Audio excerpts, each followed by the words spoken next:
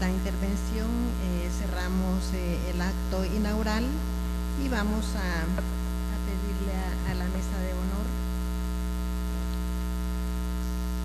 dar lugar para presentar pues la primera conferencia, que será impartida por el doctor Marcos Fuentes.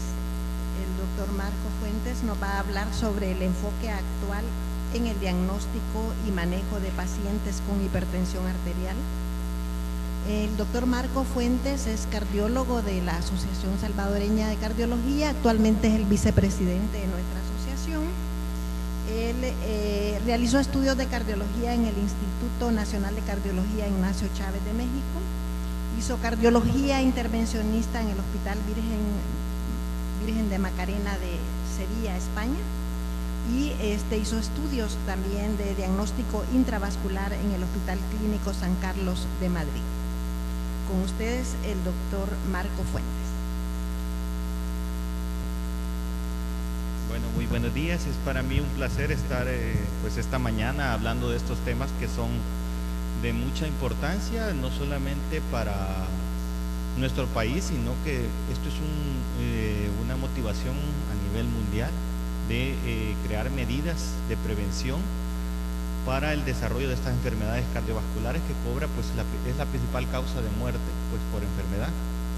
Y como sabemos, estamos en un mundo globalizado, así como hay tablets en todos lados, así como hay celulares y todas las marcas, pues también las enfermedades también hay de similares características, hablando precisamente del tema cardiovascular. Hablar de hipertensión pues es prácticamente similar en todos los países en Europa, en Asia, ¿verdad? Donde el desarrollo de estas enfermedades también pues cobran también muchas vidas, igual que acá, ¿verdad? Así que es importante pues tomar en cuenta que la globalización nos afecta a todos, ¿verdad?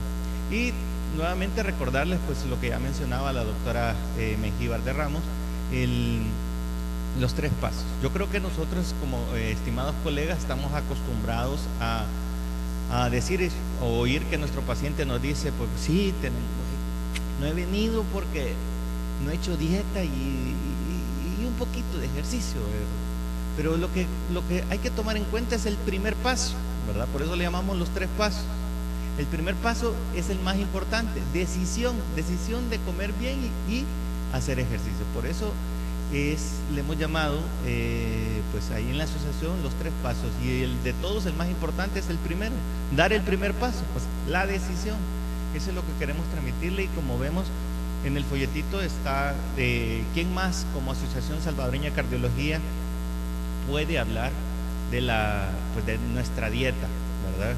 Ahí van explícitas las calorías de lo que tiene una pupusa, un elote loco, un tamal ¿cómo se llama? De azúcar, ¿verdad? Entonces todo este tipo de cosas, sí, ¿quién más puede hablar de eso? Nada más que nosotros como salvadoreños, reconocer pues las calorías que cada uno de estos elementos tiene y pues tratar de cuidarnos. No se trata de tal vez no sobrepasar los niveles de esto, o dejar de consumirlos así en ocasiones, porque es parte de nuestra cultura, pero sí también tener el cuidado y tener la conciencia de que estamos consumiendo pues unas muy buenas cantidades que de alguna manera tenemos que tratar de pues corregir.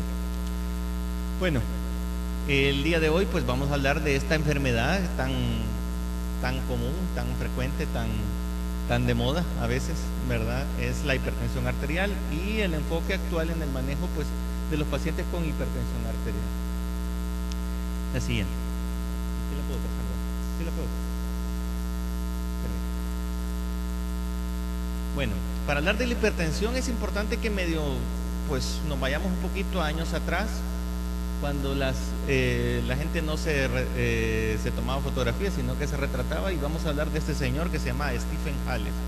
Él prácticamente, digamos que es el padre de la circulación, el padre del fenómeno de hipertensión. Sin él no estuviéramos hablando quizás hoy en día de la manera que estamos hablando ahora de la hipertensión. ¿Y qué se le ocurrió a él? Pues vino un día y se le ocurrió a un caballo abrirle y disecarle, imagínense, con todo este método rudimentario, y le puso un tubo de vidrio, y fue que vio de que el caballo tiraba a través de la barra de vidrio, se miraba que había un movimiento oscilatorio, o más bien un movimiento pulsado, por eso es el pulso. Sin este hombre no estuviéramos tal vez hablando de los milímetros de mercurio, o sea, por eso es lo que sube a través de la barra, ¿verdad? Entonces él como que sentó las bases para que se hablara de la famosa hipertensión. Bueno, viene Ribarroche y nos habla pues y crea un sistema muy parecido al que conocemos ahora, el sistema del tensiómetro que ocupamos casi a diario. En la actualidad estamos hablando que son los 1800, ¿verdad? Entonces, y de ahí tenemos a los famosos ruidos de Korokov.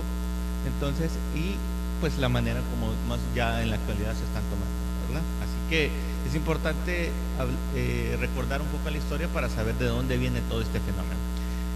Luego tenemos y definir la hipertensión. ¿Qué es la hipertensión y por qué vamos a hablar de ella?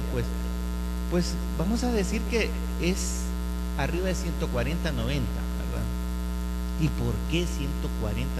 ¿Por qué es tan antojadizo ese valor? Pues nada más no es antojadizo, sino que definitivamente es que se ha visto que las presiones, personas que andan con presiones sostenidas arriba de 140-90, pues generan riesgo de infarto, enfermedad cerebrovascular o insuficiencia renal, ¿verdad? Valores mucho menores a esos, pues no hay relación con este tipo de fenómenos. Entonces, por eso es que se toman estos valores como el punto, ¿verdad?, donde se debe tomar en cuenta para poder establecer la hipertensión. Así que no es tan antojadizo este valor. ¿Qué nos dicen las guías? Pues tenemos las guías, ¿verdad? La JNS6, el JNS7, y nos habla que la presión ideal, la óptima, la perfecta, la utópica, ¿verdad?, es 120-80, o sea, la presión normal. De ahí el JNS6 nos dice pues que ahí está la normal alta, y la borderline, la hipertensión, pues ya como decíamos, 140-90. Y pues clasifica pues 3 estadios, vamos a decirlo, puede ser el estadio 1, 2 o 3, o el estadio pues leve, moderado, severo. Y la otra pues trata de hacer un poquito más resumido esta clasificación y no hacerla tan, digamos, tan compleja. Y dice la normal, la prehipertensión, la hipertensión como tal, el estadio pues 1 y el estadio 2, o sea, arriba de 160 ya prácticamente es estadio 2, ¿verdad?, como sistólico. Y entonces venimos y en el 2013 pues los europeos dicen, bueno, hay que actualizar un poco este tipo o ver si necesita algunos cambios las guías de hipertensión. Y hablan, pues crean el Task Force de la Sociedad de Hipertensión Europea y la de Cardiología, y establecen pues algunos cambios que ya vamos a tratar de tocarlos. Pero más actual es en el 2014, ¿verdad?, donde se crea pues el JNS8, o más bien se le llama algunos le dicen, y esto a veces se convierte en una situación un poquito antojadiza, y le llaman el pre-JNS8, porque realmente fue un publicado un poco corto, donde se establecen algunos nuevos lineamientos y algún par de cambios, ¿verdad? También es de mencionar que si lo que ha pasado con estas guías es que prácticamente se ha ido modificando pequeñas cosas. Y si vemos, o sea, el valor 140-90 pues no se ha modificado mucho. Entonces vienen ellos y dicen, bueno, ¿verdad?, hay ciertos cambios, y más que todo en las personas mayores de 65 años, donde se habla que la presión arterial pues es mayor de 150-90. Entonces tenemos en todo esto pues las guías que son el JNS8 en el 2014, también pues el American Heart y todo esto, las guías NICE de hipertensión, que son las inglesas. También tenemos las guías australianas, que también nos dan ciertos aportes que pueden ser interesantes, ¿verdad? Y como decía la doctora Rodríguez Funes, pues hay que tener una estimación crítica de cada una de estas guías y ver qué se le puede rescatar a cada una, y tratar de alguna manera adaptarlo a nuestro, tropicalizarlo a nuestro entorno, ¿verdad? Es lo que se puede adaptar aquí a El Salvador. Bueno, tenemos las guías europeas, pues como mencionaba, las del 2013, que también está como punto relevante, toma en cuenta mucho la enfermedad arterial periférica y todo el fenómeno que está relacionado a esta. Aquí se mide la onda de pulso, pues valorar todo el fenómeno del aneurisma de la aorta, que es otra enfermedad pues que también puede o está relacionada al fenómeno de la hipertensión. Y entonces dice uno, y todo esto, ¿y cómo hacemos? ¿Cuál de todas las tomamos en cuenta? Pues entonces aquí es donde uno tiene que decir, bueno, ¿y cuál de todas estas guías tiene la razón? Entonces, pues vamos a preguntarle a ella, porque quién tiene la razón, ¿verdad? Porque hay que definir quién podrá tener la razón con toda esta guía. Pero no, realmente el juicio debe ser crítico y tratar de establecer qué cosa pues nos puede ayudar en cada una y sacarle pues lo mejor de cada una de acuerdo a nuestro juicio y de acuerdo a nuestro medio. Para comenzar a evaluar el paciente hipertenso, ¿verdad? Tenemos que hablar de que hay razones, cuando veamos al paciente, hay razones de peso, ¿verdad? Entonces hay razones de peso para valorarlo, o sea, hay razones que tenemos que tomar en cuenta o hay elementos que tenemos que tomar en cuenta como principio inicial en la valoración. Peso, o sea, valorar si hay la persistencia, o sea, valorar a alguien que tenemos enfrente, esto es una elevación persistente o es algo eventual. Pues claro, es verdad, puede ser que haya tenido algún evento estresante y nos llega con la presión alta, pues ahí es de establecer si hay un criterio de persistencia.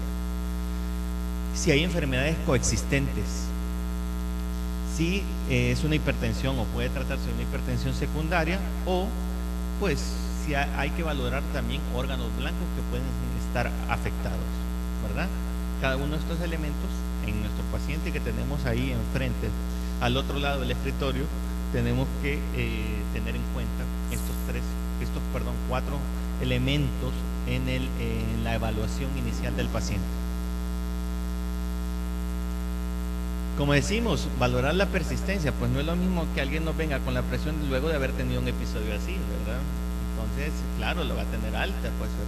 Entonces, hay que seguirlo valorando y ver si se mantiene esa persistencia en la elevación, ¿verdad? También tenemos que establecer si se beneficiará con el tratamiento del paciente, pues aquellos pacientes medio límite, que tal vez nos le encontramos un poquito más alto cuando llegó. Entonces, todo ese tipo de elementos hay que irlos valorando. ¿Por cuánto tiempo a veces? Porque a veces, ¿qué pasa? De que, digamos, tenemos personas que tienen un desorden de todos sus factores de riesgo, como tenemos la obesidad o fuma mucho, come mucha sal, y pudiera ser que sí se beneficiara, que si realmente, como decimos, se decidiera a cambiar esta situación, pues sí, puede ser que no va a ser pues permanente el tratamiento. Y en estos casos, pues cuando tenemos esa duda, pues será necesario el mapa. El mapa, como sabemos, es el monitoreo ambulatorio de la presión arterial. Estos reconocemos que el paciente puede tener un incremento de la presión cuando llega al consultorio de más o menos, se habla de arriba de un 10%, ¿verdad? Más o menos.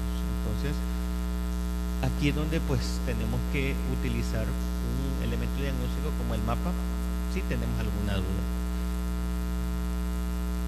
El mapa, pues la indicación está para establecer si alguien tiene una hipertensión episódica, para valorar el tratamiento ante una hipertensión resistente.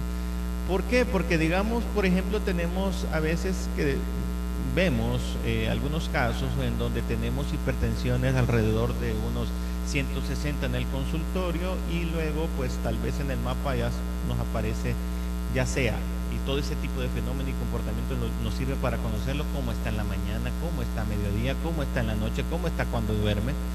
También datos como qué tal duerme, ¿verdad? Y el dormir es un fenómeno también bien importante y que también se relaciona mucho a daño a órgano blanco.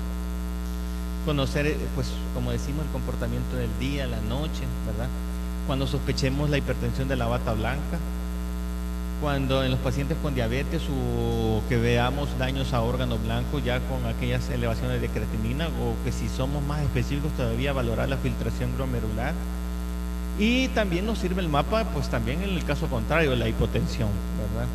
Entonces, como vemos aquí, es el registro de las horas, las diferentes horas, y vemos la característica ambulatoria. Por ejemplo, aquí vemos las características del comportamiento en horas de los pacientes, ¿verdad?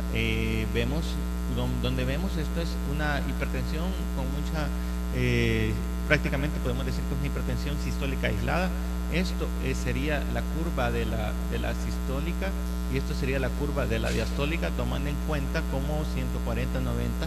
Entonces esto no hay discusión. Entonces decimos, este paciente nos llega a presiones tan altas que a veces supera casi los 180, ¿verdad? Entonces definitivamente que amerita tratamiento, porque también lo podemos abordar aquí en esta etapa, ¿verdad? Y decir, no hombre, usted está bien, ¿verdad? No llega en el consultorio, usted no tiene nada, esto es, ¿verdad? Y no, y vemos que entonces, claro, aquí donde decimos, tiene una característica persistente, ¿verdad? Y solo por este piquito así que estaba normal, ¿verdad? Son alrededor de las 7, decimos, no hombre, usted no tiene nada. Y si lo abordáramos y llegara a consultorios ahora, no tiene nada, ¿no? ¿Verdad? Entonces nos escapó esta persona. Luego tenemos, pues este caso, en donde la típica hipertensión de la bata blanca, vemos las presiones, como vemos la curva normal, ¿verdad?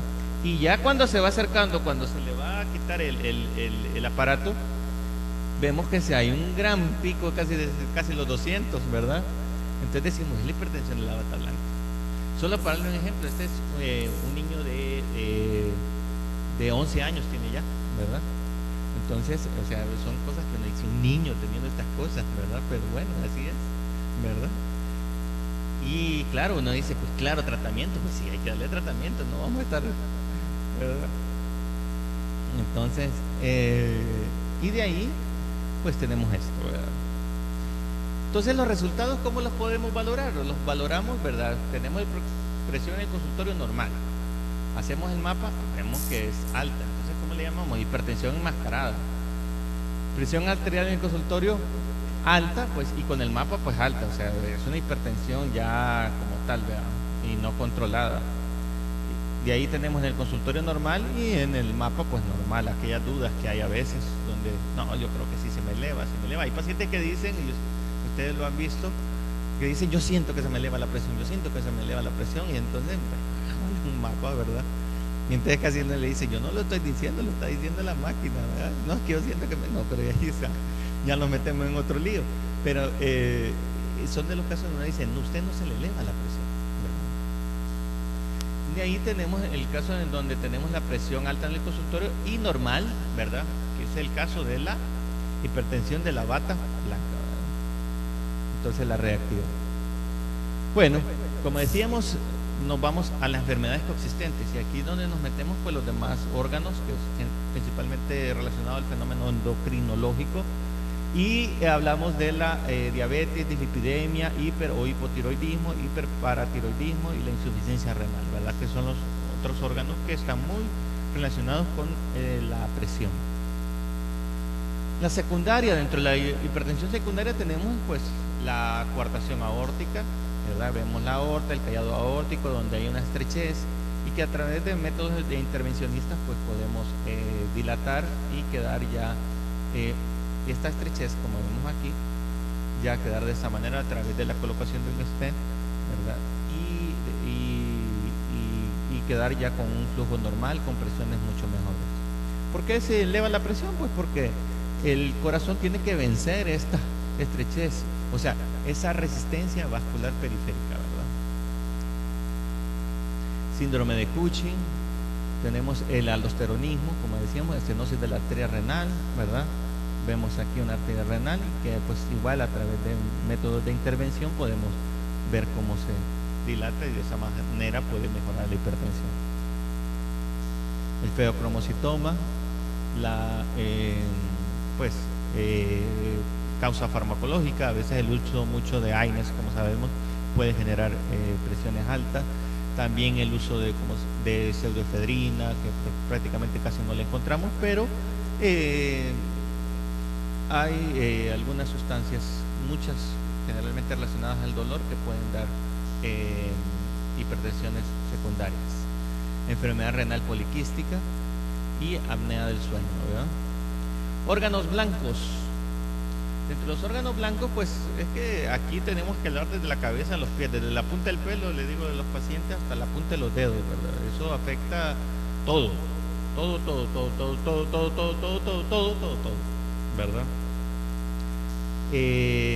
Retina, no sé, y digo todo, principalmente en los hombres, ¿verdad? También puede afectar la disfunción eréctil, ¿verdad? La retina, estenosis carotidia, la enfermedad cerebrovascular.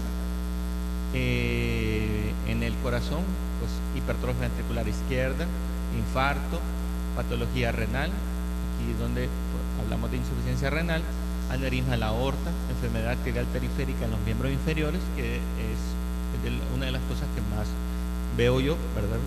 También porque es una situación en la que trabajamos. Entonces tenemos cerebro, ¿verdad? Para ver estos órganos blancos, pues a través de un TAC, tenemos una hemorragia, como vemos, ¿verdad? Las carótidas, pues ahí podemos medir grosor íntima media, y dentro de esto los europeos tienen un poquito más la cabeza de buscar todos estos órganos blancos en el caso de la hipertensión. En la retina, ¿verdad? Y pues buscar en los riñones, ¿verdad? Si allá hay cambios en esto. Nosotros lo que hacemos es la pletismografía, en donde medimos el flujo de cada uno de los sectores de la pierna relacionados con el brazo, y en este caso, como vemos, hay casi un aplanamiento muy diferente a lo que hay aquí en el muslo, y de esa manera pues podemos establecer que hay un diagnóstico, ¿verdad?, de isquemia en el miembro inferior. La plestimografía es un estudio, ¿verdad?, donde podemos establecer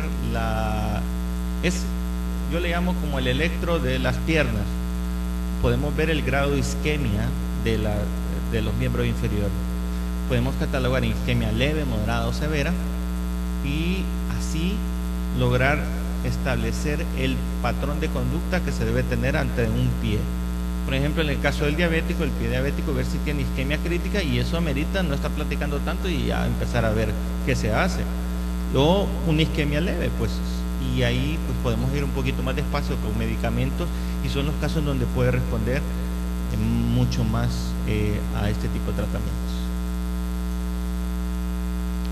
En el 2013, como decíamos, las guías europeas hablan mucho del fenómeno que se debe de establecer y conocer los diferentes elementos que puede abarcar el abanico de enfermedades que puede atacar la hipertensión.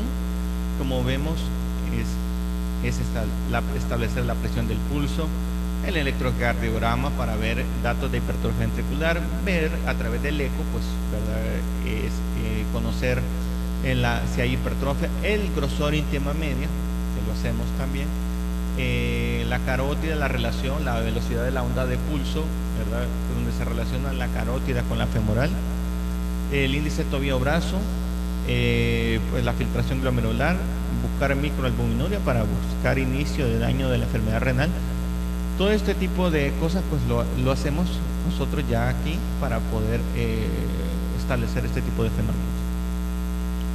Los antihipertensivos, bueno, pues tenemos los IECA, enalapril, ramipril, perindopril, lisinopril. Ya captopril creo que casi no hay, ¿verdad? Entonces, ¿y por qué? Porque como el captopril tiene un efecto de una vida media un poco más corta, pues de alguna manera le fue ganando terreno el enalapril, y básicamente por eso, ¿verdad?, ha ido cambiando. El beta bloqueador, tenemos a la cabeza del grupo el atenolol, el bisoprolol, el metoprolol, el carvedilol, el nebivolol.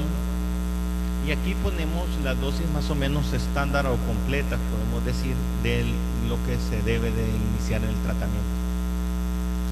Los calciantagonistas, la amlodipina, el verapamil, nifedipina, y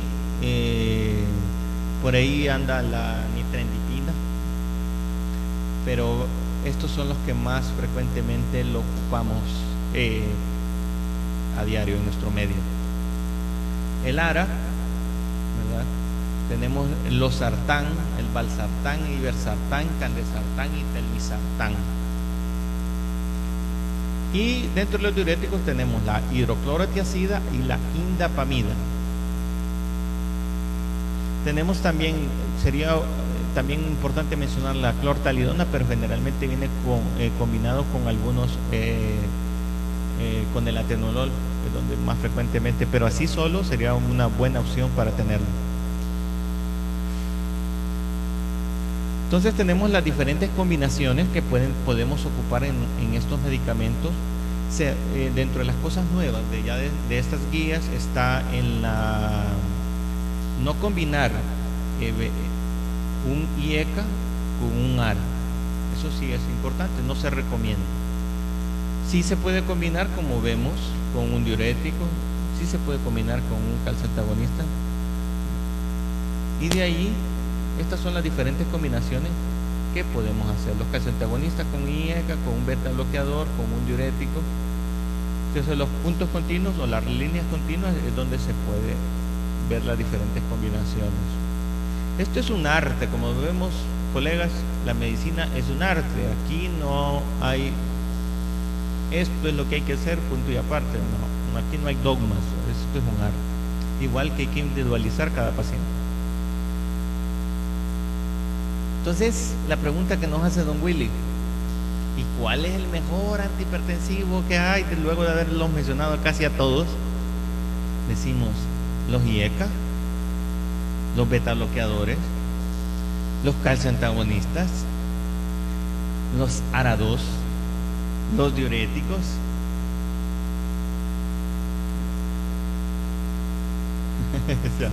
Ya se sabe la respuesta.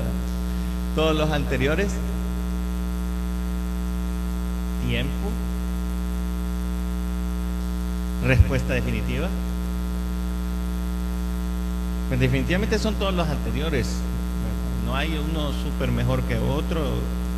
Hay que individualizar, hay que establecer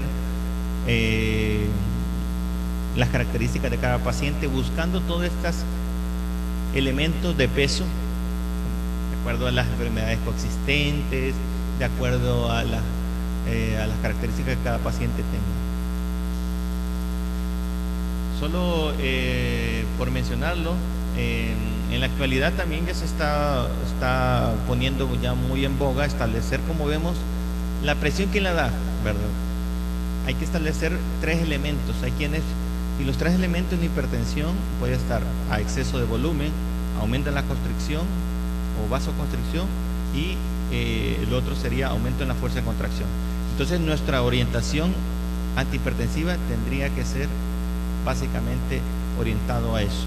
O sea, si alguien tiene mucho volumen, pues le convendrían más los diuréticos. Si tiene mucha vasoconstricción, pues le convendría más, pues digamos, calcioantagonistas. Si tiene, pues, por ejemplo, fuerza de contracción, pues sí, se podría ocupar el beta bloqueador que disminuye la fuerza de contracción.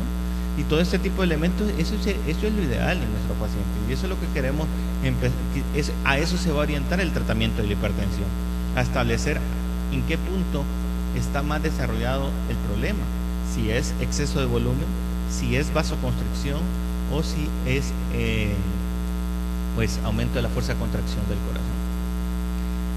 Esto es lo que nos dice el JNS como resumen, para ya no irlos aburriendo con tanta hipertensión. Nos dice así a grandes rasgos: los pacientes que no tienen ni enfermedad, que no son ni diabéticos y que no tienen enfermedad renal crónica, que son mayores de 60 años, perdón, de 50 años, 150-90, y de ahí, si son menores, pues 140-90. De ahí establece si son negros, si no son negros, y va estableciendo los diferentes lineamientos que hay que seguir, que eso se puede consultar en la página en internet, pero yo solo lo traigo nada más mencionarlo, que lo que se habla así, una de las cosas primordiales de estas guías es que nos dice que las personas arriba de 65 años debe valorarse el tratamiento a partir de 150 milímetros de mercurio la sistólica. Y esto lo hace pues porque se ha visto que en estas personas mayores el riesgo puede ser mayor si se desciende mucho la presión. Se ha relacionado mucho con enfermedad cerebrovascular.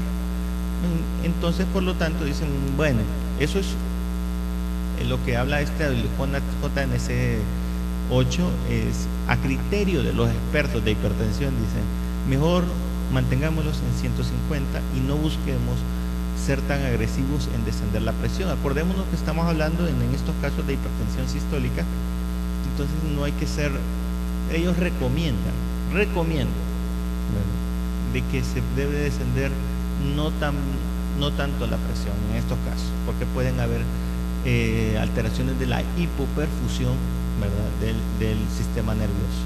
Entonces, pero aquí es donde volvemos a lo otro, hay que buscar también órganos blancos, ver cómo están las carótidas y obviamente darle tratamiento a eso. Es parte del deber que tenemos que tener para abordar esta enfermedad, que como vimos ataca desde la cabeza a los pies. Hay técnicas nuevas como la denervación renal, que consiste en que metemos un catéter y se va quemando las fibras nerviosas simpáticas y pues de alguna manera se promueve a que la arteria renal se mantenga más dilatada. Esto en la actualidad se está discutiendo mucho porque unos dicen de que sí, otros dicen de que no, y pareciera de que se va a orientar a que tal vez no, que siempre va a ser pues la alternativa,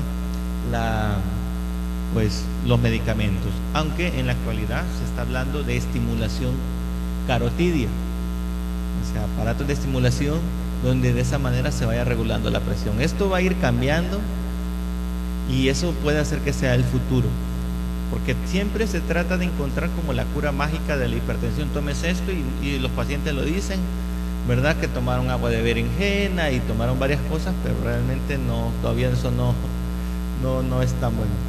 Así que para no olvidarnos de esto, y dijeron, no lo dejé de último, por eso atencionadamente, pues los factores de riesgo: la ingesta de sal, la obesidad, el sedentarismo, el uso del alcohol, el fumar, la dislipidemia y la diabetes. Y también es importante recordar esto, que al disminuir peso por cada kilogramo disminuimos 1 milímetro de mercurio.